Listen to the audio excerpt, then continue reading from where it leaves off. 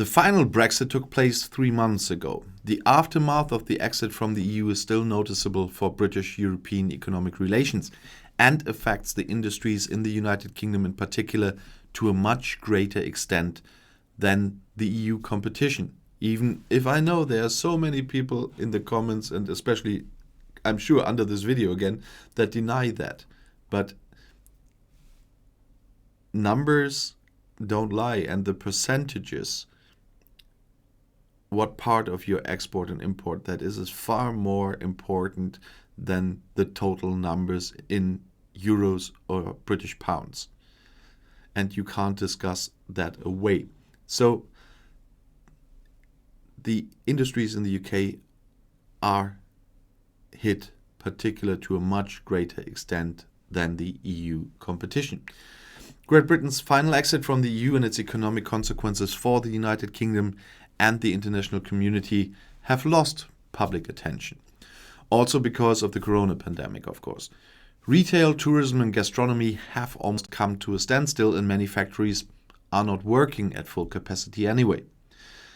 The negative economic effects are currently being overshadowed by the corona crisis, confirms a study by the Landesbank Baden-Württemberg.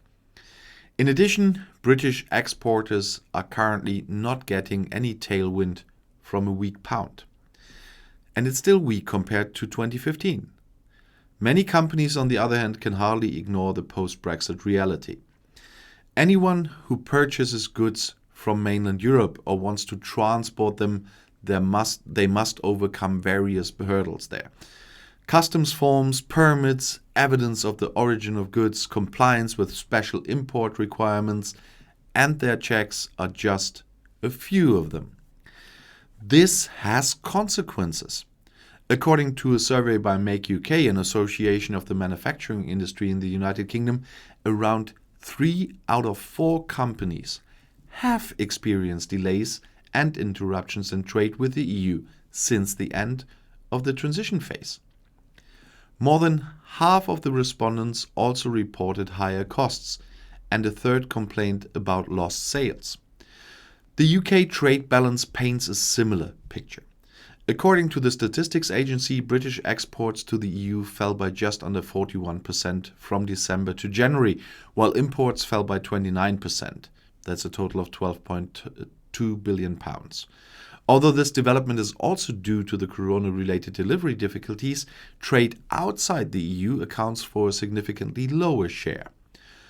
For comparison, exports outside the EU increased by 1.7% in January. Imports fell by almost 13%. The cuts in each sector of the UK economy are even greater. A few companies have therefore already started to relocate parts of their production to mainland Europe, including some food producers and pharmaceutical companies. Food and beverage manufacturers, for example, around a third of all food in the UK comes from the EU. Agriculture recorded an export decline of around 59% to £323 million for food and live animals compared to the same month of the previous year. The British Association of Food and Beverage Manufacturers expects the food industry to experience an even greater decline in exports to the EU business. According to the association, manufacturers recorded a drop of 75% in January, and exports to some countries such as Germany and Italy even fell by 80%. The Brexit effect is also particularly evident in the case of individual foods. Simplified controls were in place for food deliveries from the EU to Northern Ireland until March 31st, and the UK unilaterally extended them to the end of October at the beginning of March. Nevertheless, many British companies complain about the complicated and sometimes impossible transports. Sometimes even supermarket shelves remained empty. It has consequences for different parts of the economy. I talked about food and beverages and now financial services. For a long time, London was considered the financial center of Europe. But with Brexit, the capital has lost its importance. As the largest stock market in Europe, Amsterdam has overtaken the city for the trading of European stocks. One reason for this postponement is the British financial sector is largely excluded from the trade agreement with the EU. That is why the same regulations have been in place for Great Britain as for third countries since January 1st, because they are a third country now. The financial sector felt the possible consequence of Brexit long before the final exit from the EU. Between the 2016 referendum and the end of the transition period, around £1.2 trillion in assets and 7,500 jobs left London. The trading volume of the equities businesses also shrunk by £5.6 billion to just £7.4 billion. And the meat industry? The British meat industry is one of the hardest hit by the consequence of Brexit. In the first 6 weeks after the final exit from the EU, meat exports have halved. Anyone who transports goods to mainland Europe also has to plan up to 3 days more time. The first companies, such as the British sausage producer Helen Browning's Organic, have therefore already switched from British to Danish suppliers. The industry also expects export losses between a fifth and half of the previous volumes. Trade with the EU is also becoming significantly more expensive financially. According to the British Meat Processors Association, it could cost British meat producers between 90 million and 120 million pounds a year. And what about the car industry? The auto industry is also suffering from the exit from the EU. In January, the industry association SMMT recorded a production decline of 86,000 vehicles. This corresponds to a minus of 27.3% compared to January 2020. The corona-related standstill in production and the uncertainty of many manufacturers in view of the expiring transition phase had already throttled car production last year. The industry has suffered a loss of £11.3 billion since the pandemic started in March 2020. In contrast to other industry, the car manufacturers have so far been able to benefit from a grace period until the end of the year. During this time, cars and auto parts are exempt from the declaration requirement.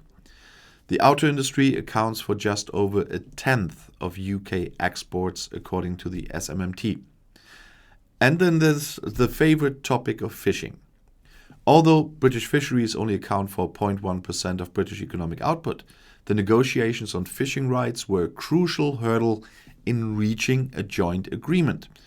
At first glance, Brexit is a success for the industry. According to the UK government, catch quotas for British fishermen are expected to increase to around a quarter of EU quotas in UK waters by 2026. That equates to a financial plus of £146 million. The change after the final exit is also noticeable in the fishery, though. In January alone, exports fell 79% and amounted to just £5.3 million. Salmon exports to the EU even collapsed by 98% and only amounted to an equivalent of £500,000. And there's the pharmaceutical industry. The pharmaceutical industry is the UK's third largest industry, contributing an average of £13.8 billion per year to national gross value added, according to the Association of the British Pharmaceutical Industry. As early as October 2020, the British government asked the industry to take stock of medicines and active ingredients in view of the expiring transition phase. According to the British Statistics Agency, this had also left its mark on the trade figures, even if these are significantly lower than the corona-related delivery bottlenecks and difficulties.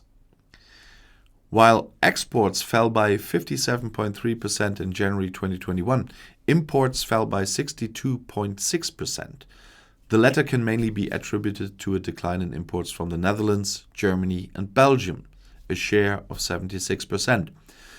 The Pharmaceutical Association also fears that the EU's budgeted batch testing for British medicines could delay delivery of goods by an average of 6 weeks and cost £1,500 per batch. And so that's a small overviews from different areas of the economy, and now you hopefully know what I meant with the beginning of the video. And if you still don't want to believe it, check the numbers yourself. And if you want to stay informed, please subscribe to my channel. Auf Wiedersehen.